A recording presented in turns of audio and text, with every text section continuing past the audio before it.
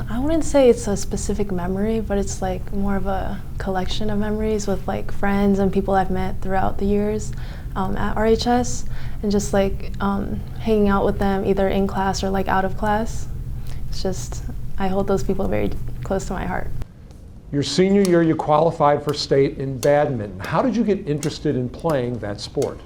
I think it was either 5th or 6th grade. I kind of went with like my parents and like my parents' friends, like they were all like playing badminton, and I tried it for the first time and they're like, oh, like you're not half bad, like, and I was like, oh really, it's like my first time. So then I signed up for classes and I had a lot of fun, met a lot of like people and like friends there, and I had a lot of fun like learning and getting better at it, and I kept going until COVID, and then I had to stop going. But I started again in high school and found that love for badminton again. When you tell people you're a badminton player, do they kind of snicker because they envision backyard badminton where the shuttlecocks are always break and the rackets are awful and things like that? So you kind of have to explain to them, no, this is a real thing that is very competitive. Yeah, especially because we practice in the field house and there's like all these other like sports going on. Every time like somebody walks by, they're like, oh, like I could like totally beat you, like 21-0. Like this is so easy. I do this in gym class all the time, but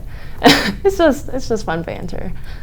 As you leave Romeoville High School after 4 years, if an incoming freshman came to you and said, what do I need to know, what would you tell them? I don't know, don't stress too much. Like it'll be okay. Just take it day by day, you know, hour by hour, and you'll be okay.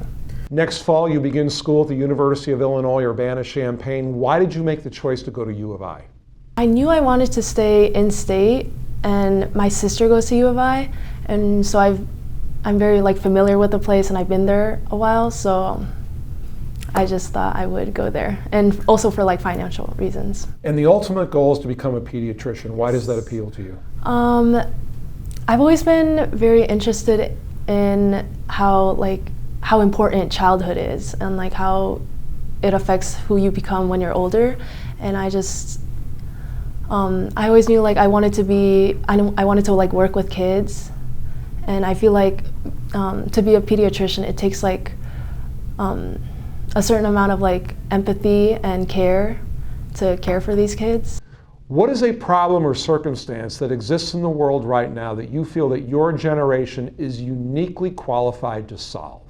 I think especially with my generation, since like social media is more like normalized, maybe, like for lack of better words, I think there's like definitely an improved like connectivity around the world, and so it allows us to be exposed to more like different unique cultures and like communities and people, which like naturally makes us what's the word, like accepting. And especially like I feel like because I like grew up in a place where there's not like many people that look like me, you know, like there's not a lot of Asians around here. I feel like when I would tell people about like my culture or something, it would be like very alienating or like weird to them. But I feel like